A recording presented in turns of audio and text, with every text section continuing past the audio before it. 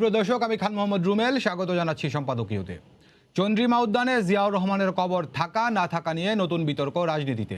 সেখানে গিয়ে বিএনপি মারামারি করে কেন, প্রশ্ন আওয়ামী লীগের। অন্যদিকে বিএনপি বলছে রাজপথে দুর্বার আন্দোলন গড়ে তুলতে হবে, গণতান্ত্রিক পরিবেশ নেই বলেও অভিযোগ তাদের। এসব নিয়ে আমাদের আজকের সম্পাদকীয় মাঠের রাজনীতির সামনে কি, আর এ নিয়ে কথা বলতে আমাদের সঙ্গে স্টুডিওতে উপস্থিত আছেন ব্যারিস্টার রুমিন ফারহানা এমপি, বিএনপি দলীয় হুইপ, আছেন সুভাষ সিংহ রায় রাজনৈতিক বিশ্লেষক, এবং আমাদের সঙ্গে অনলাইনে যুক্ত আছেন AKM শহীদুল হক, সাবেক পুলিশ মহাপরিদর্শক। দর্শক, আপনার আলোচনায় সরাসরি অংশ নিতে পারবেন, এর জন্য টেলিভিশনের পর্দায় নম্বরে ফোন করতে হবে। এছাড়া ফেসবুকের মাধ্যমে আপনাদের মন্তব্য পাঠাতে পারেন। আলোচনা শুরুর আগে দেখে নেব এখনকার প্রধান শিরোনামগুলো। 15 অক্টোবরের পর খুলছে বিশ্ববিদ্যালয়, তার আগেই দেয়া হবে শিক্ষার্থীদের টিকা। 11 সেপ্টেম্বর পর্যন্ত বাড়ল ছুটি, সবাইকে ভ্যাকসিন দেয়াই বড় চ্যালেঞ্জ। আলোচনায় জিয়াউর রহমানের সমাধি, প্রধানমন্ত্রী বললেন কবর নেই চন্দ্রিমা উদ্যানে। মুক্তিযুদ্ধ বিষয়ক মন্ত্রী জানালেন সরিয়ে নেওয়া হবে সমাধি, পাল্টা অবস্থান বিএনপি। আবারও ভাঙল ফেনীর মুহুরী নদীর বাঁধ, তলিয়ে গেছে 4টি গ্রাম সহ সড়ক। পদ্মা সেতু এড়িয়ে চলবে ফেরি, শরীয়তপুরের জাজিরা প্রান্তে মাঝিরকান্দি ঘাট প্রস্তুত।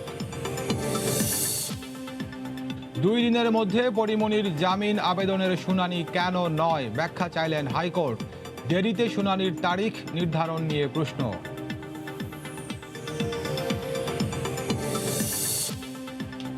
কাবুল বিমানবন্দরের বাইরে পরপর 2 দফায় শক্তিশালী বিস্ফোরণ, নিহত অন্তত 10, আহত অনেকে। ধারণা করা হচ্ছে আত্মঘাতী হামলা।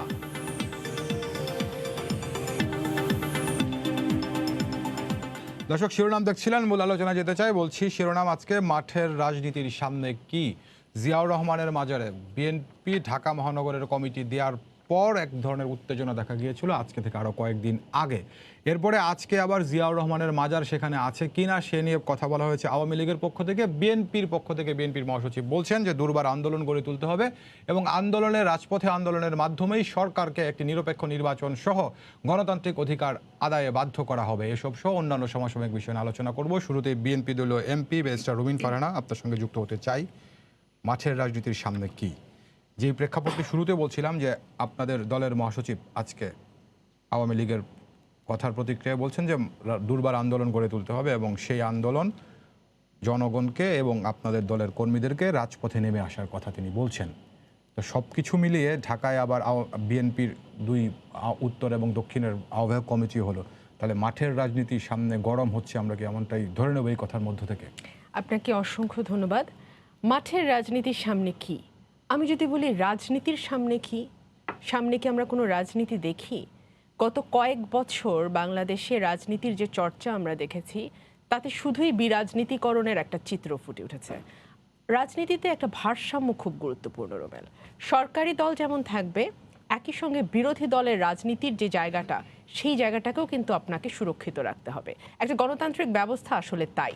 সেই জায়গাটিতে আমরা দেখেছি গত কয়েক বছরে ক্রমাগতভাবে বিরোধী দল এবং আরও স্পেসিফিক্যালি বলতে গেলে প্রধান যেই প্রতিপক্ষ, প্রধান যেই বিরোধী দল, সেই দলটিকে নিশ্চিহ্ন করবার সমস্ত আয়োজন সরকার সম্পন্ন করেছে। এবং গুম, বিচার বহির্ভূত হত্যা, মামলা, এগুলো তো আছেই। সেই সঙ্গে আমরা দেখেছি যে গণতান্ত্রিক এবং সাংবিধানিক যে অধিকারগুলো, আমাদের রাজনৈতিক যে অধিকারগুলো, সে কর্মসূচিগুলোতেও ভীষণভাবে সরকারের তরফে বাধা এসছে। পাবলিক মিটিংগুলো আমরা দেখেছি সরকারি দল একটার পর একটা করতে পেরেছে।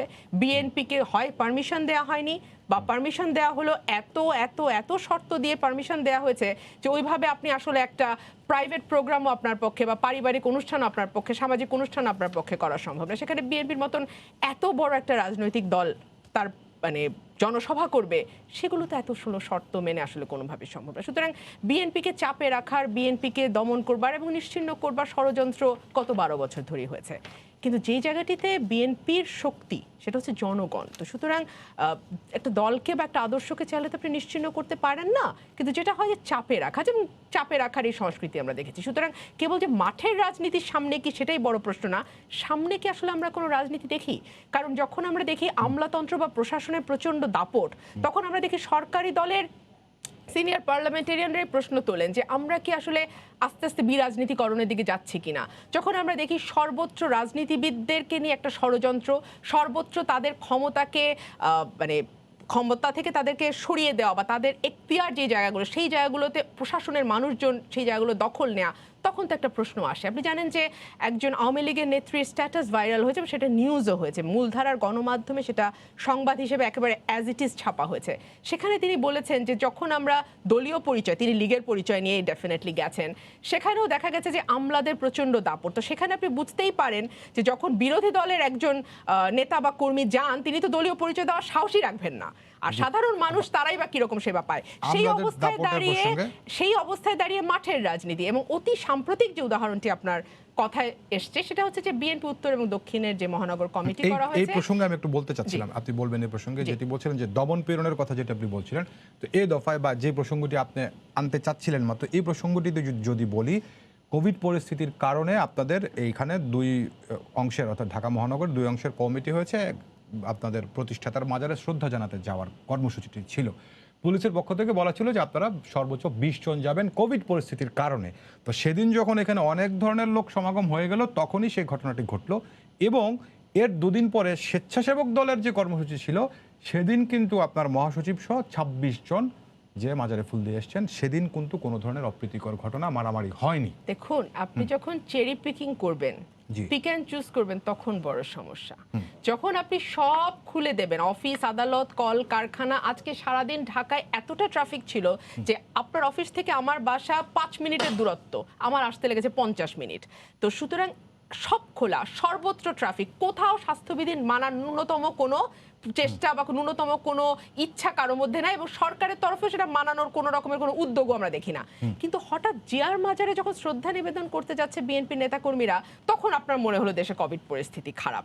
তো আপনি যখন পিক অ্যান্ড চুজে যাবেন তখন তো খুব মুশকিল। আর এত বড় একটা দল তাদের প্রতিষ্ঠাতার মাজারে যখন শ্রদ্ধা নিবেদন করতে যাবে কমিটি হওয়ার পরে, তখন আপনি কেন আশা করেন সেখানে 20 জন থাকবে, 25 জন থাকবে? দর্শক হিসেবেই তো বহু মানুষ সেখানে জড়ো হবে। আপনি দেখেন স্বাস্থ্যমন্ত্রী বা অন্যান্য মন্ত্রীরা যখন ব্রিফিং করে, স্বাস্থ্যমন্ত্রী বললাম কারণ স্বাস্থ্য মন্ত্রণালয়ের দায়িত্বে তিনি আছেন, তার ঘাড়ের উপর কটা মানুষ নিঃশ্বাস ফেলে আমাকে বলেন তো? তখন কোভিড ছড়ায় না। যখন আওয়ামী লীগের একেবারে প্রত্যন্ত অঞ্চলে জেলা উপজেলাগুলোতে মিটিং হয়, সেখানে যখন নেতাদের সাথে সেলফি তোলার হিড়িক পড়ে যায়, সেখানে যখন মাইকের সামনে শত শত লোক গিয়ে জমা হয় নেতার সঙ্গে একটা ছবি তুলে পরবর্তীতে সেটা ব্যবসায় কাজে লাগানোর জন্য, তখন কোভিড ছড়ায় না। যখন আপনি একদিনের নোটিসে সমস্ত বাংলাদেশ থেকে গার্মেন্ট কর্মীদেরকে ঢাকার বা নারায়ণগঞ্জে বা গাজীপুরে নেওয়ার জন্য নির্দেশ দেন গণপরিবহন না খুলেই, তখন কোভিড ছড়ায় না। যখন আপনি সব খুলে দিয়েছেন শিক্ষা প্রতিষ্ঠান বাদ দিয়ে, তখন কোভিড ছড়ায় না। শুধুমাত্র বিএনপির মানুষজন শহীদ প্রেসিডেন্ট জিয়া রহমানের মাজারে শ্রদ্ধা নিবেদন করতে গেলে কোভিড ছড়ায়। তো এইসব অসার যুক্তি যখন আপনি নিয়ে আসেন, তখন স্বাভাবিকভাবে বিএনপির মধ্যেও এক ধরনের প্রশ্ন তৈরি হয়, রাজনৈতিক দলগুলোর মধ্যে প্রশ্ন তৈরি হয়, সাধারণ মানুষের মধ্যে প্রশ্ন তৈরি হয়, এবং সাধারণের মধ্যে যে কথাটি প্রথমে আসে যে তাহলে কি বাংলাদেশে আওয়ামী লীগ ছাড়া আর কোন দল রাজনীতি করবে না? গতকালকে আমি দেখছিলাম যে আওয়ামী লীগের সাধারণ সম্পাদক বলছেন সচিবালয়ে গেলে দেখি আকাশ বাতাস সব জুড়ে আওয়ামী লীগের ব্যানার। এত ব্যানার আমরা দেখেছিলাম ওই 15ই আগস্টের সময়, সেটার ফল ভালো হয় নাই। 1 সেকেন্ডের মধ্যে 15ই আগস্ট নাকি ঘটে যায় তাদের সাধারণ সম্পাদকের ভাষায়। তো এখন এত বেশি চাটুকার, এত বেশি তোষামতকারী, এত বেশি অতি দলীয় ভাব, এটা খুব একটা ভালো লক্ষণ কিন্তু না রোগের। এবং আমরা দেখছি যে গাছের পাতা থেকে শুরু করে নদীর পানি পর্যন্ত সবই দেখি এখন আওয়ামী লীগ করে। এটা তো বড় ভয়ঙ্কর, এবং এই সবচেয়ে বড় ভয়ঙ্কর খবরটা কিন্তু আওয়ামী লীগের নিজের জন্য। দল তো একসময় না একসময় সুষ্ঠু নির্বাচন বাংলাদেশে হবে, আজকে হোক কালকে হোক 1 বছর পরে হোক 2 বছর পরে হোক, সুষ্ঠু নির্বাচন কিন্তু নরমাল হবেই, বাংলাদেশের মানুষ ভোট দেবেই। এবং সেই ভোটে আওয়ামী লীগের কি অবস্থা দাঁড়ায় এবং তৎপরবর্তী অবস্থায় আওয়ামী লীগ দল হিসেবে কোথায় গিয়ে দাঁড়ায়, সেটা কিন্তু নির্ভর করবে আজকে আওয়ামী লীগ কি আচরণ করছে। অনেক ধন্যবাদ। এবং সেটার অবস্থা খুবই অন্ধকার। রুমিন ফারহানা এমপি তো অনেক কথা বলছেন, তার মধ্যে একটি বিষয় আপনার একটু সুনির্দিষ্টভাবে জানতে চাই। তিনি যেটি বলছেন যে সংক্রমণ যখন কমছে এবং আস্তে আস্তে যখন সবকিছুই খুলছে, তখন বিএনপির নেতাকর্মীরা জড়ো হলে এই সংক্রমণ ছড়িয়ে পড়ার আশঙ্কা, এটিকে তিনি মনে করছেন যে পিক অ্যান্ড চুজ সুবিধাবাদের পদ্ধতি। না, সুবিধাবাদের যে উদাহরণগুলো দিয়েছেন সেগুলো ব্যাখ্যা করা একটু কঠিন। জি, কারণ একটা জিনিস মনে রাখা দরকার যে বাংলাদেশের রাজনৈতিক যে প্রক্রিয়া এবং রাজনীতির যে প্রসঙ্গটি বারবার এনেছেন বিরাজনীতিকরণের, সেই বিরাজনীতিকরণের রাজনীতির ধারা শুরু হয়েছে কবে এবং কারা করেছে, কিভাবে হয়েছে, অনেক লম্বা লম্বা প্রশ্নগুলো কিন্তু আমি সামনের দিকে আনতে পারি। সেই সামনের দিকে না এনে ব্যারিস্টার রুমিন ফারহানা বলছেন সামনে কি রাজনীতি দেখছি আমরা। জি,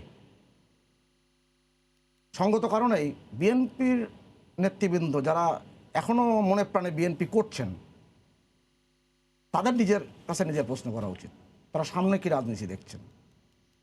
যখন ইতিহাস উন্মুক্ত হয়ে যাবে, যখন গণমাধ্যমের অবাধ স্বাধীনতার এবং তথ্য প্রবাহের এই বারবারন্তর সময় নতুন প্রজন্ম যখন সঠিক তথ্য জানবে, তখন বিএনপি রাজনীতির পরিস্থিতিটা কী দাঁড়াবে, এই ভাবনা চিন্তা বিএনপির নেতৃবৃন্দের মধ্যে নিশ্চয়ই এসেছে, কিংবা এই বিষয়ে তাদের নিশ্চয়ই কোনো আশঙ্কার ব্যাপার তারা দেখছেন, যে কারণে এলোমেলো কথা বলছেন।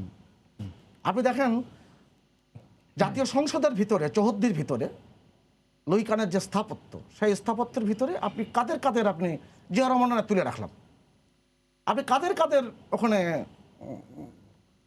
সমাহিত করেছেন।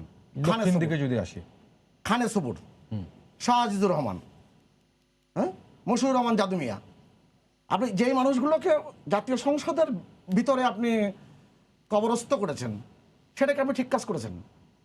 কেন করেছিলেন? কোন রাজনীতির উদ্দেশ্যে করেছিলেন? ওরা কি বিরাজনীতি করেন না? যারা দেশ বিরোধী শক্তি, তাদেরকে আপনি জাতীয় সংসদের ওই যে স্থাপত্যের ভিতরে কোনো স্থাপনা হওয়ার কথা না, সেখানে আপনি করেছেন। আর মাননীয় প্রধানমন্ত্রীর বাসভবন গণভবনের সাথে লাগোয়া, সেখানে আপনি অনেক মানুষ জড়ো করবেন। এখন বলেন হ্যাঁ, অনেক মানুষ জড়ো করার সামর্থ্য আমার আছে। সামর্থ্য বাংলাদেশের কি আছে, এখন বিএনপির কি সামর্থ্য আছে, গত 5.5 বছরে তার প্রমাণ হয়েছে।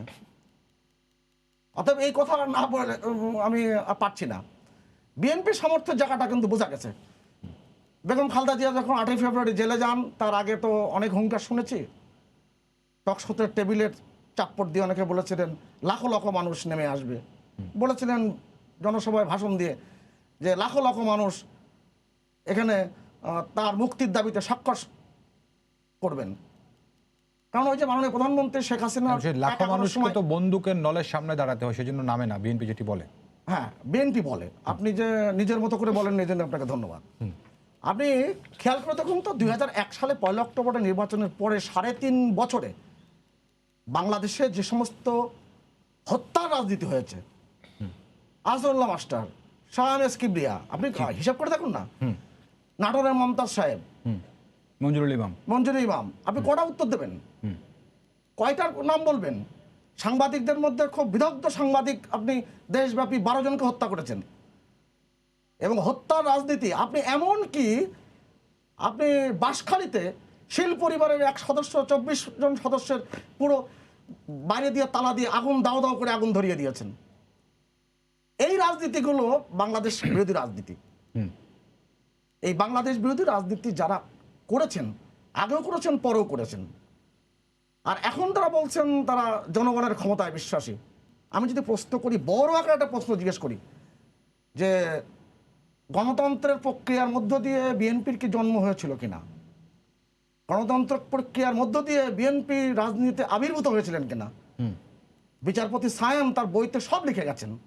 আপনার এখানে আমি টেবিলে বইটা দেখেছিলাম, অ্যাট বঙ্গভবন লাস্ট ফেজ, বলেছেন সেখানে কি হবে দল গঠিত হয়েছে। সামনের রাজনীতি কি, এটাকে বুঝতে গেলে বিএনপিকে নিজের ছবিটা দেখতে হবে নিজের মনের আয়নায়। এখন বিএনপি এই জায়গাটাতে বলে যে এরশাদ বিরোধী আন্দোলন এবং 91 নির্বাচনের মাধ্যমে গণতন্ত্রের কি বলে যে কঠিন পথে যাত্রা করে তারা উত্তীর্ণ হয়ে গেছে। আপনি তো অনেক খোঁজ খবর রাখেন, জি, আপনি ইতিহাসের ছাত্র, জি, তাহলে ইতিহাসের পাদটিকা দিই। 91 সালে নির্বাচনে আওয়ামী লীগ রাষ্ট্র ক্ষমতা আসতে পারেনি, কি কারণে আসেনি, কি আসেনি, সেই ব্যাখ্যা বিস্তর, সেটা দিলাম না। আওয়ামী লীগ কত শতাংশ ভোট পেয়েছিল? আওয়ামী লীগ কি বেশি ভোট পেয়েছিল না কম ভোট পেয়েছিল? বেশি। সমগ্র ভোট কি বেশি পেয়েছিল না কম পেয়েছিল? বেশি পেয়েছিল। তা কবে আওয়ামী লীগ কম ভোট পেয়েছে বাংলাদেশে? এমনকি 1976 সালে মৌলানা আব্দুল হামিদ খান ভাসানী তেজগাঁও বিমানবন্দরে যখন লন্ডন থেকে চিকিৎসা শেষে ফিরে আসলেন, তখনও সাংবাদিকদের উত্তরে বলেছিল আগের গণপরিষদ কর্তৃক যে সংবিধান হয়েছে সেই সংবিধান আমি মানি না, কারণ ওই সংবিধানের অধীনে, মানে 72 সংবিধান, খেয়াল করে দেখুন, সেই সংবিধানের যদি নির্বাচন হয় আগে যারা ক্ষমতা ছিল তাহারাই আসবে। অর্থাৎ আওয়ামী লীগের জনপ্রিয়তা কোনো সময় কোনো কালে কমেনি, এটা বোঝা গেছে। জি। 2004 সালে 21শে আগস্ট, এটা কোন বিরাজনীতিকরণ? জি, এই প্রসঙ্গটা ইতিহাস কি আছে? না, জি, এই আছে কিনা? না নাই, আপনি এটা 24শে আগস্ট আইবি রহমানের, আপনি তার লাশটা পর্যন্ত মুখ দেখতে দেননি জিল্লুর রহমানকে, তার ছেলেকে, তার এটি কন্যাকে। অবশ্যই বাংলাদেশের রাজনীতি বড় ক্ষত। হ্যাঁ, এই সেই প্রসঙ্গ ক্ষত নিয়ে কারা সৃষ্টি করেছে? প্রশ্নটা করতে হবে নিজেদেরকে। জি, এই প্রসঙ্গে আপনার সঙ্গে আমি যুক্ত হবো। আমি শহীদুল হককে একটু শুনে সাথে, জনাব একেম শহীদুল হক, আপনাকে স্বাগত জানাচ্ছি এই আলোচনাতে। শহীদ ভাই, আপনি শুনছিলেন যে আওয়ামী লীগ এবং বিএনপির পক্ষে দুজন বলছিলেন।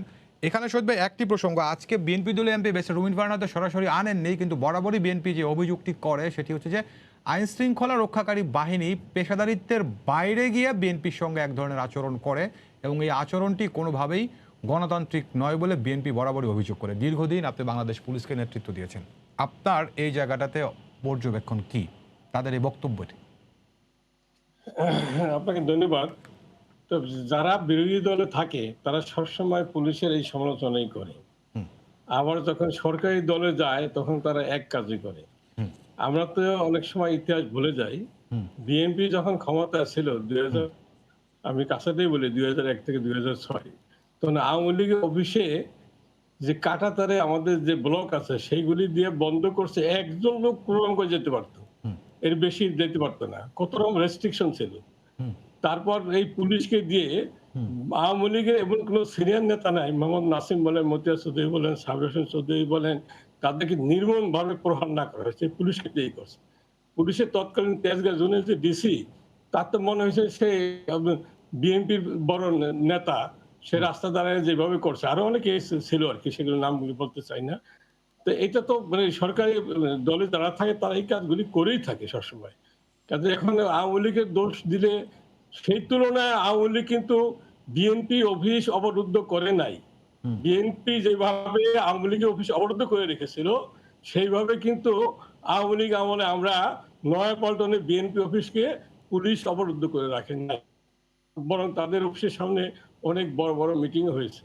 গুলশান এখন কার্যালয় যে- অবরুদ্ধ করে রাখার কথা বলে শহীদ ভাই, বিএনপি গুলশান কার্যালয় অবরুদ্ধ করে রাখার কথা বলে। গুলশান কার্যালয় অবরুদ্ধ কোথায় করছে আমি তো দেখি না। কাঁটাতারের সেই ব্লক দিয়া বন্ধ করে রাখা, এবং যখন কোনো মিটিং থাকবে তো একজনকে ঢুকতে দেওয়া, এগুলো তো পুলিশ আমরা কখনো, আমি তো আমার সময় আমি এর করি নাই। সেখানে যে মাননীয় এমপি মহোদয় যেটা বললেন আপনি চন্দ্রিমা উদ্যানের কথা, ওখানে ঠিক আছে, ওখানে ফুল দিতে যাবেন, শ্রদ্ধা দিতে যাবেন, যারা নতুন কমিটির সদস্য তারা যেতে পারতেন। এখন পুলিশ যখন 20 জনকে বলে দিছে, তো তারা তো আইনকে মানতে হবে। আইন প্রয়োগকারী সংস্থা যে সমস্ত বিধিনিষেধ দেয় সেটা প্রত্যেকটা রাজনৈতিক দল মেনে চলেই তো ভালো। এখন যদি ওখানে মিছিল আকারে গিয়ে ফুল দেওয়ার তো সুযোগ নেই।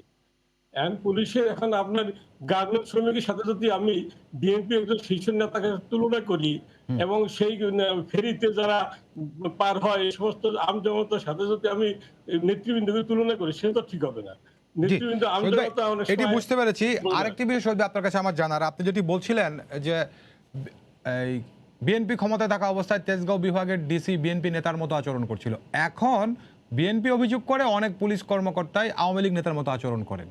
আর যেহেতু আপনি অবরুদ্ধের কথা বলছিলেন, বিএনপির অভিযোগ যে 14 সালের নির্বাচনের আগে বিএনপি নেত্রীর গুলশান কার্যালয়ের সামনে ট্রাক দিয়ে অবরুদ্ধ করে রাখা হয়েছিল। আচ্ছা, ট্র্যাক দিয়ে অবরুদ্ধ করে রাখা হয়েছিল, সেটা এখন কাহিনী আছে। জি। সেখানে আপনার বিএনপি নেত্রী ওখানে যাতে তার নিরাপত্তা বিঘ্নিত না হয়, কোনো কিছু গাড়ি অন্য কিছু ঢুকে গিয়ে যাতে ঝামেলা না করতে পারে, সেই জন্য বলা হয়েছিল যে একটা আপনার এই আমাদের পুলিশের যে ব্যারিকেড সেগুলি দেওয়া। তাৎক্ষণিকভাবে ওখানে পুলিশের ব্যারিকেড পায়নি, না পাওয়ার কারণে ওখানে আপাতত ওই ট্রাক দিছিল। তো সেটাও অশোভনীয়, আমি মনে করি সেটাও অশোভনীয় হয়েছে। তখন আমি রিশনাইজ অ্যাডমিনিস্ট্রেশন ছিলাম, তো আমিও বলেছি যে এটা দেখতে অশোভনীয়। আমরা তো আমাদের ব্লক আছে, এগুলি কষ্ট করে নিয়ে ওখানে প্লেস করলে পারতাম। এটা অন্য কোনো উদ্দেশ্য করা হয়নি যে ওখানে, কিন্তু ওনার সাথে গিয়ে ওনার নেতা কর্মীরা কিন্তু ফ্রিলি যোগাযোগ করতে গেছে, কথা বলছে, মিটিং করছে, সেখানে কিন্তু পুলিশ বাধা দেয়নি। আপনি দেখছেন যে নেতারা আমার সাথে কথা বলে যখন বেরিয়ে আসে, তখন মিডিয়া, আপনাদের অনেক মিডিয়ার লোক থাকতো, মিডিয়া যখন মাইক ধরতো তখন বলতো কি বলছেন, তো বলছে আমাদের ম্যাডাম বলছে আন্দোলন চালিয়ে যেতে, আন্দোলন চালিয়ে যাবে। তা তো পুলিশ তো তাদের বাধা দেয়, নেতৃবৃন্দদের দেখা করে তো বাধা দেয়নি।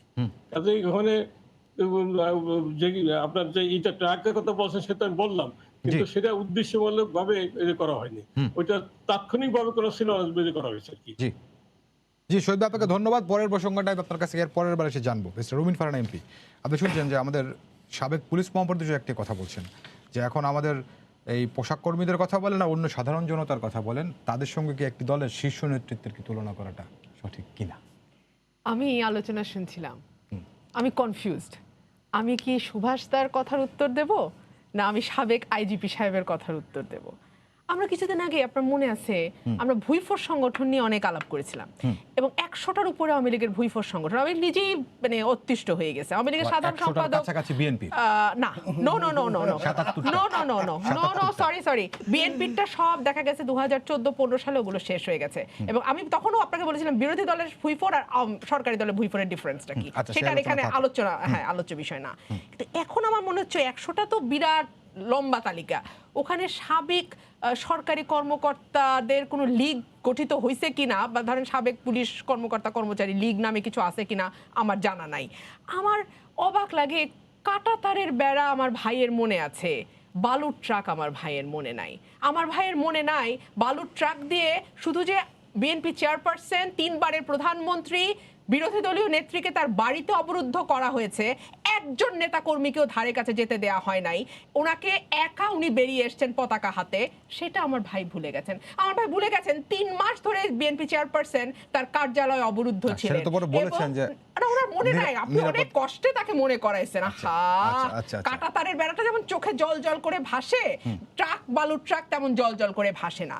আর একটা কথা আমি একটু বলি, যে কাঁটাতারের বেড়া আর বালুর ট্রাকের দরকার কি? আপনি তো গুম করছেন বিরোধী দলের নেতা কর্মীকে, আপনি বিচার বহির্ভূত হত্যা করছেন, আপনি তাদের নামে মামলা দিয়ে তাদের জীবন দুর্বিষহ করে দিচ্ছেন, তারা এলাকায় ঢুকতে পারে না, তারা এলাকায় থাকতে পারে না। বিএনপিতে একটা সিল দিছে পরিবারে কেউ, এই খবর জানলে ওই ছেলে ওই এলাকায় ঢুকতে পারে না, এই অবস্থা করা হয়েছে। পুলিশের কর্মকর্তা কর্মচারীরা আজকাল স্লোগান দেয়, বিশেষ দিবসে, বিশেষ মানুষের জন্মদিন কিংবা পারিবারিক কোনো দিনে দেখা যায় তারা একেবারে দলীয় বাহিনীর সঙ্গে গলায় সুরের সুর মিলিয়ে শুভ শুভ শুভ দিন বলে স্লোগান দেয়। আমরা এখন দেখি যে নৌকার পক্ষে পর্যন্ত 2018 সালের আগে ভোট চাওয়া হয়েছে এবং তার ফলও ফলেছে।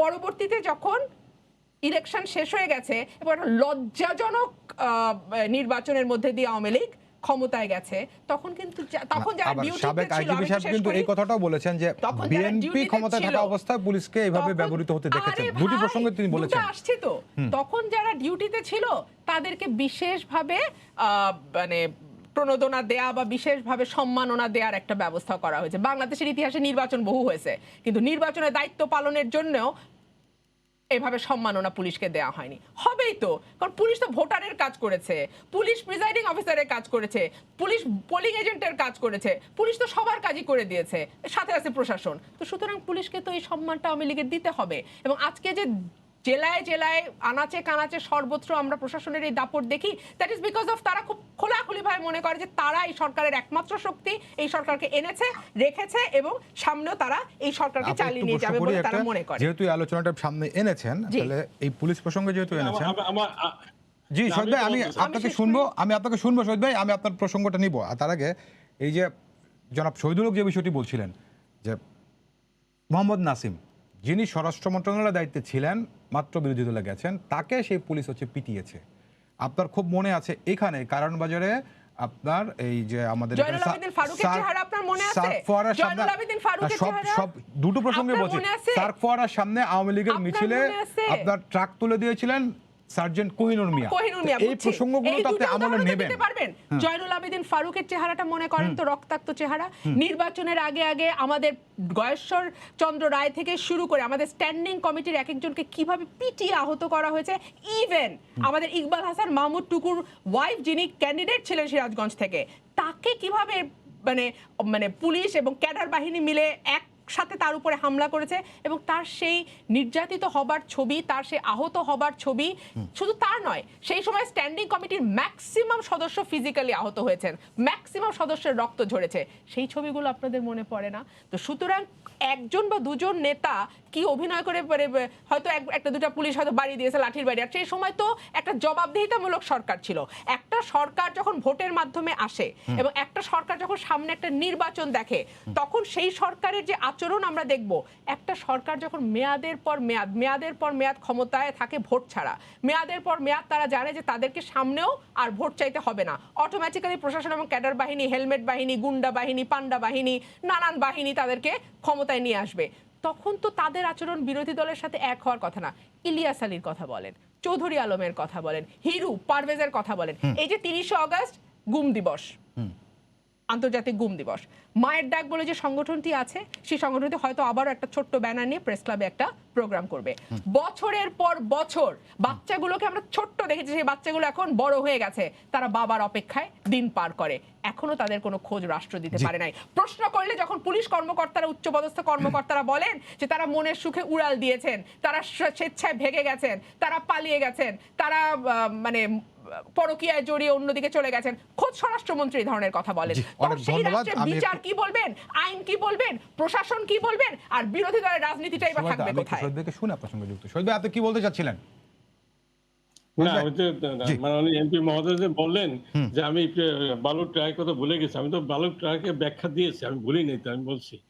এখন আপনি দেখেন পুলিশকে ব্যবহার করে বিএনপি আমলে যে সমস্ত ঘটনা ঘটছে, আমরা যে পুলিশের গাড়ি ডলারে উঠে তুলে দিয়ে দুজনে হত্যার ঘটনা জানি। 21শে আগস্টে পুলিশকে ব্যবহার করার কারণে পুলিশের 3 জন আইজি কে জেল খাটতে হয়েছে, 3 জন এসপি কে জেল খাটতে হয়েছে, 2 জন এসপি কে, 8 জন পুলিশ কর্মকর্তাকে জেল খাটতে হয়েছে। এটা তো বিএনপির দ্বারা তারা ব্যবহৃত হয়েছিল, সেটা পুলিশি তদন্তে পর্যাপ্ত তাহলে তো শহীদ ভাই প্রশ্নটা আছে, একটি পেশাদার বাহিনী হিসেবে আপনারা ব্যবহৃত হন কেন, কিংবা চাইলেই আপনাদেরকে ব্যবহার করা যায় কেন? এখানে তো সমস্যা, ব্যবহৃত যারা ব্যবহৃত হয় তাদের তো ব্যক্তি সত্তা বলতে কিছু নেই, কারণ তারা তারা চাকরি করছে সরকারের জনপ্রজাতন্ত্রের হিসেবে। আমি তো কোনো কারণ দয়া আমার চাকরি হয়নি, লেখাপড়া করছি, পরীক্ষা দিচ্ছি, তারপর আমি চাকরি। এখন আমি কোনো পলিটিক্যাল দল, সে রুলিং পার্টি হোক বিরোধী দল, সার্ভ আমার দ্বারা কেন করবো? গুলি করছে তারা, আমার মানে নেকটাজনক কাজ করছে, তারা পুলিশের জন্য কলঙ্ক, জাতির জন্য কলঙ্ক, এবং তাদেরকে যারা ব্যবহার করছে রুলিং পার্টির লোক। এখন এই যে মাননীয় মন্ত্রী এমপি বললেন যে ওনাদের জবাবদিহিতা আছে, জবাবদিহিতা থাকলে 21শে আগস্ট ঘটনা ওনাদের জবাবদিহিতাটা কি বলবেন? 21শে আর ঘটনা যে ওনাদের সরকারি প্রশাসন, গোয়েন্দা সংস্থা, পুলিশ সবাইকে ব্যবহার করে যে ঘটনা ঘটিয়েছে, এটা তো দিবালোকের মতো সত্য প্রমাণ হয়েছে, আদালতে প্রমাণ হয়েছে, পুলিশি তদন্ত প্রমাণ হয়েছে, আদালতে প্রমাণ হয়েছে। কাজে এখানে ওনাদের জবাবদিহিতা কোথায় গেল? কাজে ইলিয়াস আলী এবং চৌধুরী আলম যে গুম হয়েছে, পুলিশ গুম করছে, পুলিশের ব্যর্থতা আছে, তাদেরকে উদ্ধার করতে পারেনি, তাদের এই পুলিশের ব্যর্থতা। পুলিশ তো শতভাগ সব। শহীদ ভাই বুঝতে পেরেছি, আপনাকে অনেক ধন্যবাদ। আপনার সঙ্গে আবার যুক্ত হব। সুভাষ, আপনি এর আগে যেখানে একটা কথার উত্তর দিতেই হবে রোমেল, আমাকে 2 মিনিট দিতে হবে, আমাকে 2 মিনিট দিতে হবে রোমেল। 2 মিনিট না, আর অনেক মিনিট পাবেন। 2 মিনিট একটু বলি, আর পরে মিনিট পরে দিয়েন। দাদা বলবেন না কথা? এই কথাটা এই হলো গণতন্ত্র। দুইজনই আওয়ামী লীগ থাকে, একজন বললেই আচ্ছা আচ্ছা বলুন। শহীদ ভাই যেই কথা আমাকে দিতেই হবে। 2004 সালে 21 আগস্ট, শহীদ ভাই শেষ করতে দেন আমাকে। না না, আপনি বলছেন 2004 সালে 21শে আগস্ট নিয়ে কথা হচ্ছে। 2004 সালের ঠিক পরপর 111 এর যে সরকারটি আসে, সেই সরকারটি পর্যন্ত বিএনপির কোন রকমের কাউকে 21 আগস্টের সাথে জড়াতে পারে নাই। তদন্তের পর তদন্ত হয়েছে, এবং বাংলাদেশের ইতিহাসে শহীদ ভাই যদি সততার সঙ্গে বলেন, নিশ্চয়ই উনি স্বীকার করবেন, একমাত্র মামলা যেখানে 3 নাম্বার চার্জশিটের মধ্যে গিয়ে একজন সাবেক পুলিশ কর্মকর্তাকে, এটা আপনি আইনজীবী, আপনি আমাদের থেকে ভালো জানেন, তারপরে এই প্রসঙ্গে আপনাকে বলবো আমি। নতুন করে তদন্ত কর্মকর্তা নিয়োগ করে, যাকে বিএনপি সময় স্যাক করা হয়েছিল, সেই কর্মকর্তাকে নিয়োগ দিয়ে নতুন ভাবে থার্ড চার্জশিটে গিয়ে সম্পূরক এই প্রসঙ্গটা নিয়ে আমি আপনার সঙ্গে বিস্তারিত আলোচনা করব। এবং শহীদ ভাই যেই কথাটি বলছেন, তাতে আমার মনে হচ্ছে যে আজকাল আমরা যে পুলিশ অফিসারদের দেখি না, যে মানে হেফাজতে নির্যাতনের একটা সংস্কৃতি, আমরা দেখি পকেটে ইয়াবা ঢুকিয়ে সেখান থেকে টাকা নেবার একটা সংস্কৃতি। এমনকি 2 দিন আগে আপনারা দেখেছেন যে চিচির বন্দরে মা ছেলেকে ধরে নিয়ে গিয়ে মুক্তিপণ পুলিশ দাবি করেছে, সেই ইতিহাসও তো আমরা দেখলাম। এই প্রসঙ্গগুলো আপনি বলার সময় পাবেন। যারা কর্মরত আছেন বর্তমানে যারা কর্মরত আছেন তারা নানান হিসাব নিকাশ থেকে বাধ্য হন সরকারি দলের সাথে জি, যুক্ত। অনেক আমার ধন্যবাদ। প্রশ্ন যে সাবেক একজন পুলিশ কর্মকর্তা কি পরিমাণ ত্রাসের রাষ্ট্র কায়েম হলে তিনিও এতটাই ভীত থাকেন যে একেবারে নিরপেক্ষ একটা মত যেটা আমরা আশা করি পুলিশ ডিপার্টমেন্টের কাছ থেকে সেটা আমরা একজন সাবেক ধন্যবাদ। কর্মকর্তার কাছ থেকে সুভাষ দা, পাই না। সুভাষ দা, এখন না, এখন যে আমার কথাগুলো কাছে ইয়ে, রুবেল, আমার- গণতন্ত্রের আমি- শহীদ ভাই, সুভাষ দাকে শুনে আমি আপনার সঙ্গে যুক্ত হচ্ছি। আরে একই তো, শহীদ ভাই, সুভাষ দাকে শুনে আসছি আমি। একজন বললেই হলো। জি, বাহ বাহ, আপা একটু বলতে দেন। কি জি। সংজ্ঞা, আচ্ছা, বলুন। গণতন্ত্রে কি সংজ্ঞা এবং মানুষের ব্যক্তির প্রতি শ্রদ্ধাটা কি জায়গা জায়গা। বিএনপি আসলে এরকম একটি দল, যাই হোক এই করা আর দুঃখ করে লাভ নেই, এটা আমাদের পুরা কপাল। আপনি রাজনীতির কথাগুলো যখন বলতে আসেন তখন রাজনীতির ওই ইতিহাসের পাদটুকাগুলো আপনাকে মাথায় রাখতে হবে। বেগম খালেদা জিয়া যখন বিরোধী দলের নেতা ছিলেন কিংবা প্রধানমন্ত্রী ছিলেন, কখনো তিনি কি জনগণের মধ্যে ছিলেন? তিনি সেনানিবাসে থেকেছেন। 29 মিন্টু রোড, এটা হচ্ছে বিরোধী দলের নেত্রীর বাসভবন, তিনি কোনোদিন এখনো থেকেছেন? তিনি কূটনীতিক পাড়ায় তার ভবন নিয়েছেন, কার্যালয় নিয়েছেন, এবং কূটনীতিক পাড়ায় যখন কোনো কিছু পরিস্থিতি তৈরি হয় ওই ডিপ্লোম্যাটিক জোনকে নিরাপত্তা দেওয়ার দায়িত্ব কিন্তু পুলিশের। ব্যারিস্টার রুমিন ফারহানার দল বিএনপির পুলিশের প্রতি তাদের ক্ষোভ থাকাটা খুব স্বাভাবিক। কেন 1 জুলাই আপনি আমার দিকে তাকালে সুবিধা হয়। জি। 1 জুলাই হলি আর্টিজানের সময় যখন পুলিশ বুক উঁচু করে জীবনকে বাজি রেখে যখন সামনের দিকে এগিয়ে যায়, তারা মৃত্যুবরণ করে দুজন পুলিশ অফিসার, তখন সেই পুলিশ অফিসারদের প্রতি তাদের ক্ষোভ থাকাটা খুব স্বাভাবিক।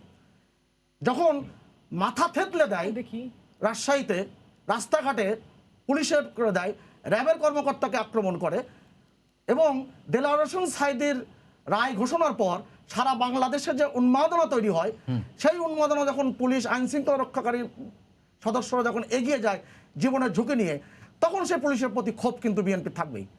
কেননা বিএনপির ওই রাজনীতির সাথে তাদের সম্পর্ক রয়েছে, এটা খুব স্পষ্ট।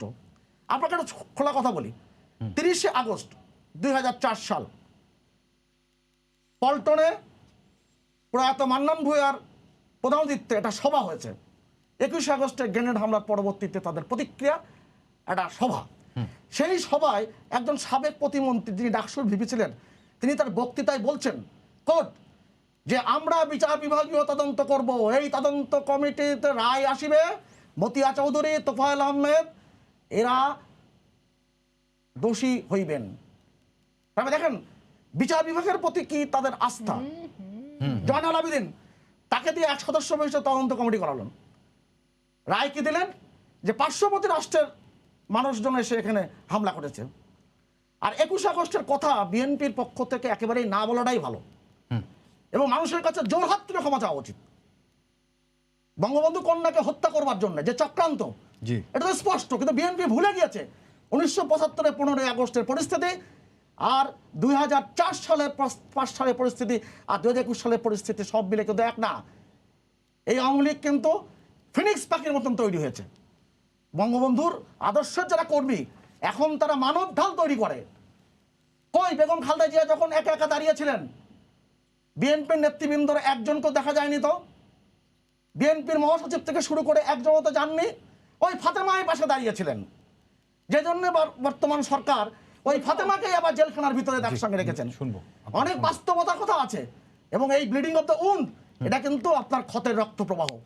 এই প্রবাহ যদি বিএনপি উদ্যোগ নিয়ে বন্ধ করবার চেষ্টা না করে, এবং ঐক্যবদ্ধ হওয়ার, জাতীয় ঐক্যবদ্ধ হওয়ার রাজনীতি যদি মিলেমিশে না করবার আগ্রহ প্রকাশ করে, পদক্ষেপ না নেয়, যদি ওই যে বিক্ষোভ প্রদর্শনের রাজনীতিকে মিডিয়ানের রূপ দেওয়ার জন্য যদি করে, তাহলে বিএনপি রাজনীতি বিএনপির কর্মীদের কাছে সবসময় প্রশ্নবিদ্ধ থাকবে, আগামীতেও থাকবে। অর্থাৎ আগামী রাজনীতির কথা আমাকে কোনো পথ বলতেই কিন্তু হবে। বিএনপির নাই। অনেকগুলো কথা বললেন, শহীদ ভাইকে শুনে। শহীদ ভাই, আপনি কি বলতে চাচ্ছিলেন আবার একটু শুনি। তো শুনছেন না।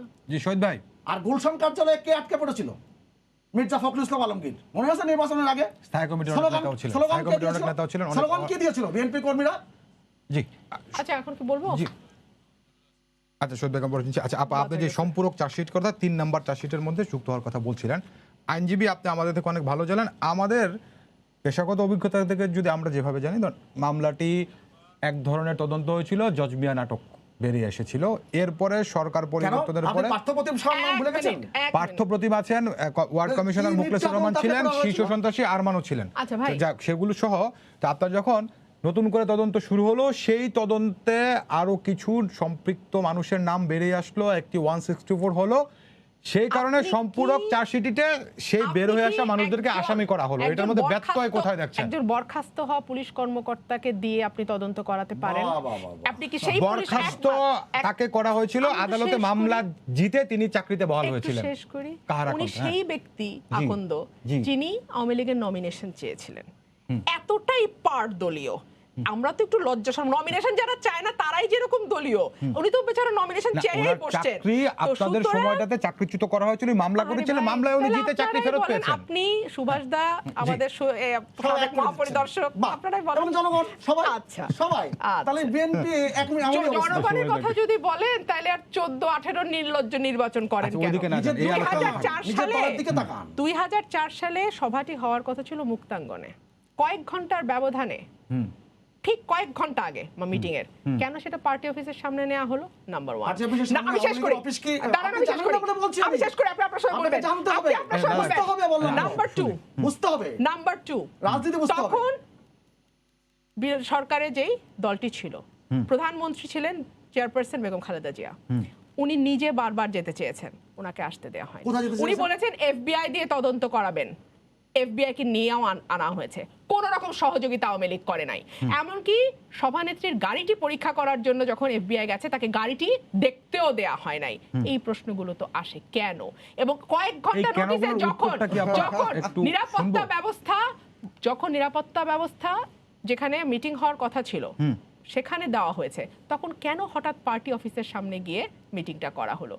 এবং এই যে 111 এর সরকারের যে ব্রুটাল সরকার তো আসলে দুই দলের কারোর জন্য আসে, এবং বিশেষ করে 111 এর পুরো ধাক্কাটা গেছে বিএনপির উপর দিয়ে, এবং 111 এর যেই আতাতের ফসল সেটা তো আজকের সরকার। সেই সরকারও তো জনাব তারেক রহমান বা বিএনপির কোন নেতাকে 2004-এর 21 আগস্ট গ্রেনেড আসামি হামলার করে সাথে নাই, যুক্ত করতে কিন্তু পারে আপনি নাই। অনেকগুলো কেন তুলেছেন, সেই কেনগুলো তো যদি আচ্ছা, আপনার আরেকটা মুক্তাঙ্গন বিষয়, থেকে আমি না, তেইশ আরেকটা বঙ্গবন্ধু বিষয় নেওয়া হয়, একটু বলতে সুভাষ, আমি একটু বলে নিই। সুভাষ দা একটা কথা জিজ্ঞেস করেছেন, যে আমি বিরাজ, আপনার এটা আমি কেনগুলোর শেষ করি। উত্তর দিতে চাই। আমি তো ভাই শহীদ ভাইকেও আমার কথা বলতে হচ্ছে, সুভাষ দার না, উত্তর না, আমার তা দিতে বলবেন হচ্ছে। কেন? আপনার কথা আপনি বলবেন। হ্যাঁ, তো উনি বলছিলেন আপনি বিরাজনীতি এত কবে শুরু আপনি হয়েছে, এত কার প্রতিক্রিয়াশীল হাত দিয়ে কেন? শুরু হয়েছে? আমি একটু বলি, এই প্রসঙ্গটা শেষ করে তারপরে এই শুরু প্রসঙ্গে যাই। হয়েছে যখন বাংলাদেশের সব দল নিষিদ্ধ হয়ে এক দল হয়েছে, জি, আমি এবং বুঝতে- বহুদলীয় গণতন্ত্র বলেন, সংবাদপত্রের স্বাধীনতা বলেন, বিচার বিভাগের স্বাধীনতা বলেন, মত প্রকাশের স্বাধীনতা বলেন, সব কিন্তু শুরু হয়েছিল শহীদ প্রেসিডেন্ট জিয়াউর রহমান হাত ধরে। এবং পরবর্তীতে বিএনপির সময়ের অবস্থা চিন্তা করেন এবং আজকের অবস্থা চিন্তা করেন, তাহলে আপনি বুঝে যাবেন বিরাজনীতিকরণ কাহাকে বলে, আমি ওই গণতন্ত্র কোন প্রসঙ্গটা সময় একটু ছেড়ে ছিল, এসেছি। মত প্রকাশের আপনি- স্বাধীনতাই বা কোন কোথায় সময় ছিল? ছিল। আপনি আর একটা অনেকগুলো কথা- কেন বলেছেন, আপনার সেই কেনগুলোর উত্তর আওয়ামী লীগ অলরেডি দেয়। সেটি হচ্ছে যে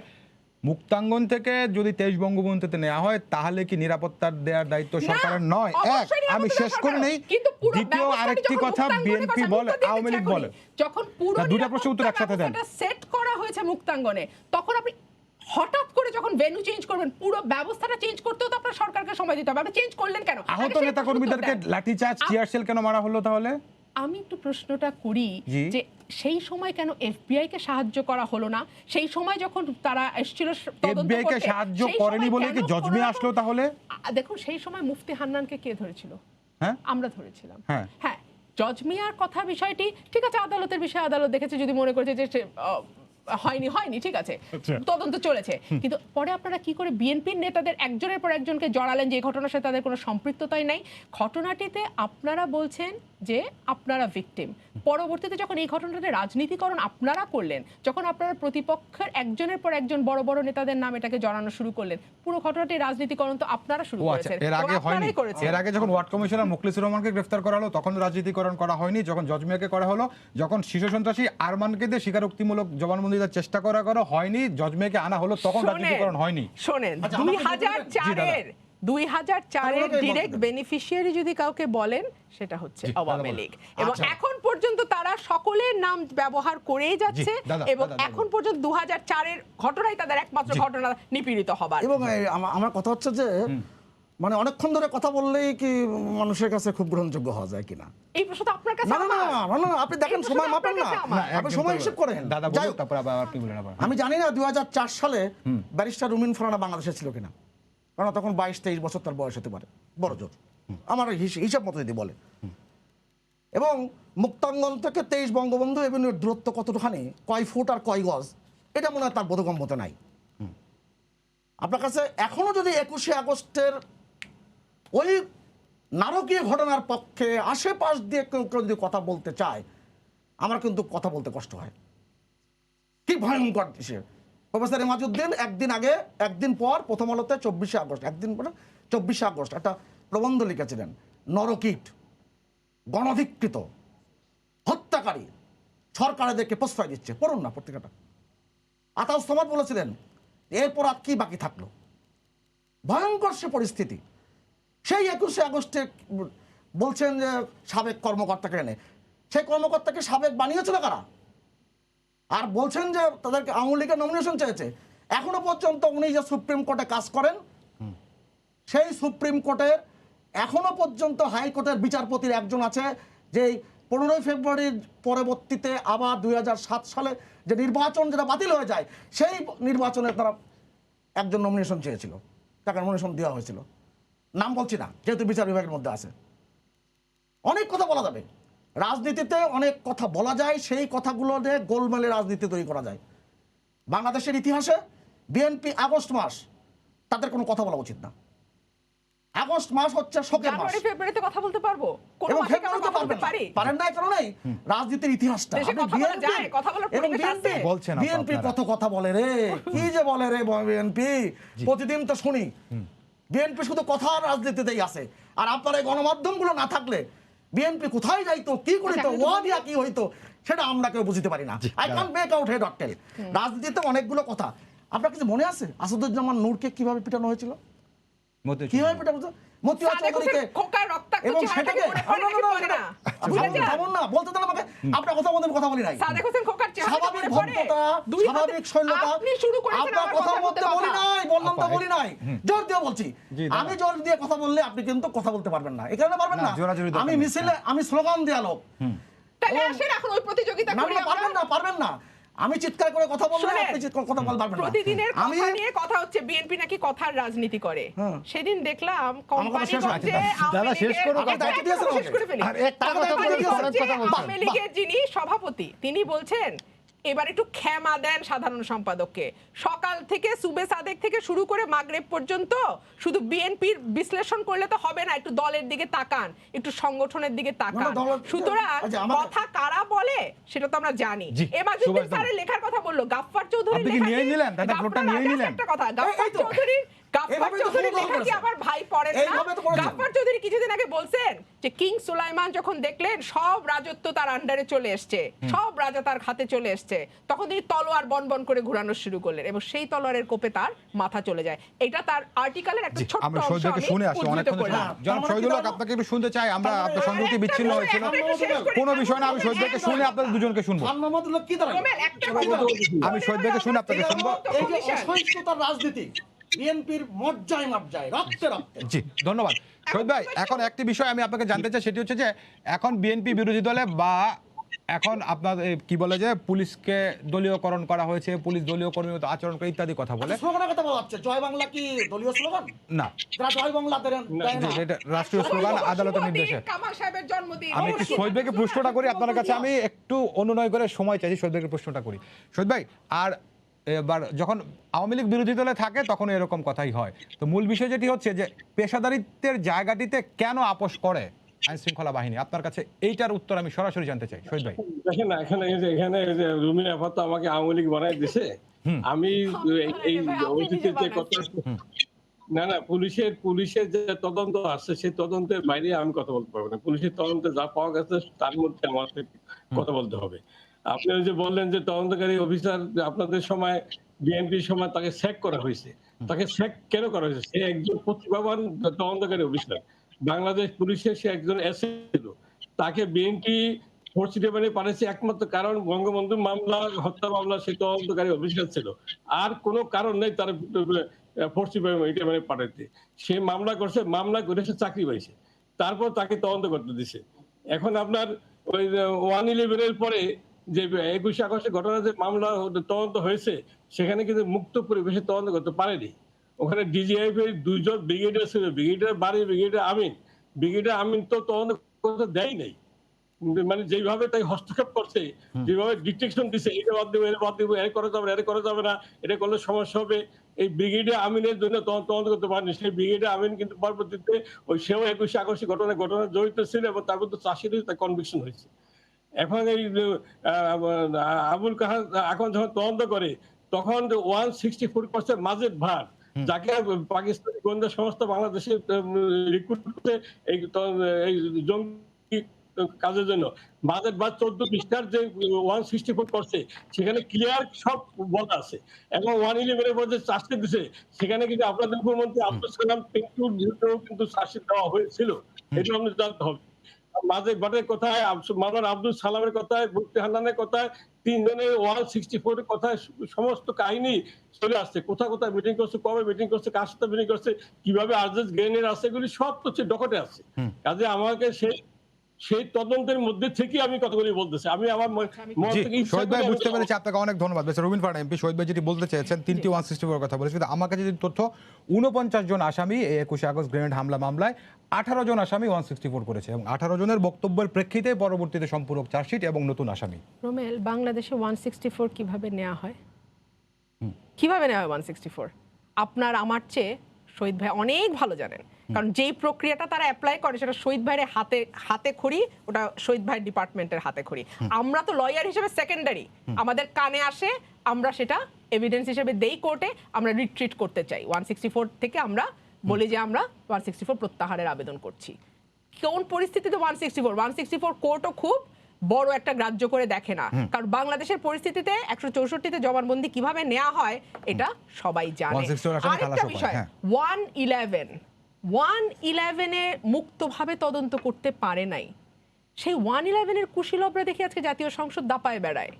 সেই 111 কিন্তু যে দুজনের কথা শহীদ ভাই বলেছেন তারা কিন্তু দেশে আর নাই, তারা কিন্তু দেশ ছাড়া। ব্রিগেডিয়ার আমিন, ব্রিগেডিয়ার বাড়ি, তাদের সহযোগিতা এখন সংসদে আছেন এবং সেই সহযোগী আওয়ামী লীগের নমিনেশন চেয়েছিল। আওয়ামী লীগ যেহেতু তার সমস্ত আবর্জনা গিয়ে জাতীয় পার্টির ঘাড়ে ঢালে, এখন ওনাকেও জাতীয় পার্টির ঘাড়ে দিয়ে উনাকেও কিন্তু সংসদে নিয়ে আসা হয়েছে।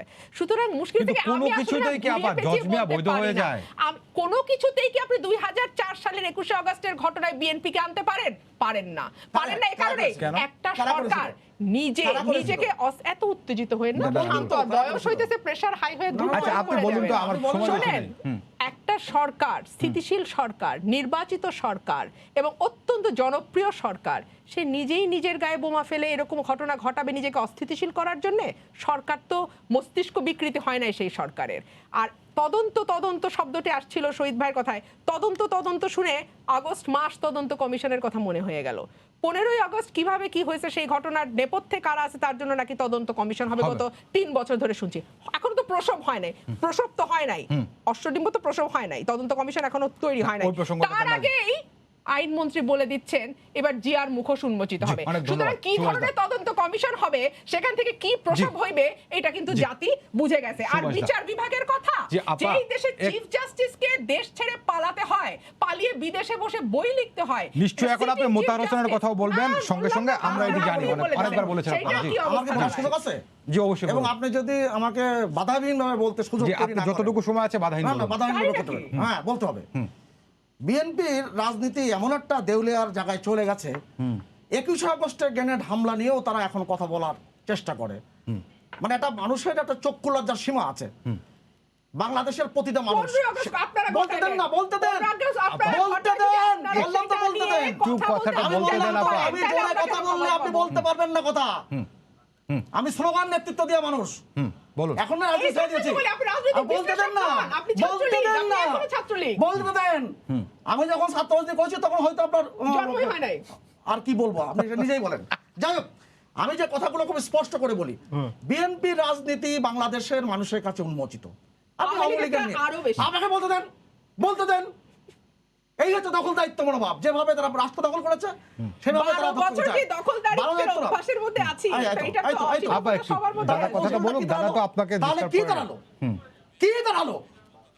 এগুলো বুঝতে হবে। কিন্তু রাজনীতিতে এই যে প্রক্রিয়াটা, 11 সরকারের কথা বলছেন, ইয়াজউদ্দিন, মঈনুদ্দিন, ফখরুদ্দিন, কার সৃষ্টি? কোন রাজনৈতিক দলের সৃষ্টি? কোন সরকারের সৃষ্টি? মাননীয় প্রধানমন্ত্রী শেখ হাসিনাকে তখন গ্রেপ্তার করা হয় 16 জুলাই, আর তার 59 দিন পরে বেগম খালেদা জিয়াকে। অথচ ইমিডিয়েট প্রাইম মিনিস্টার হচ্ছে বেগম খালেদা জিয়া।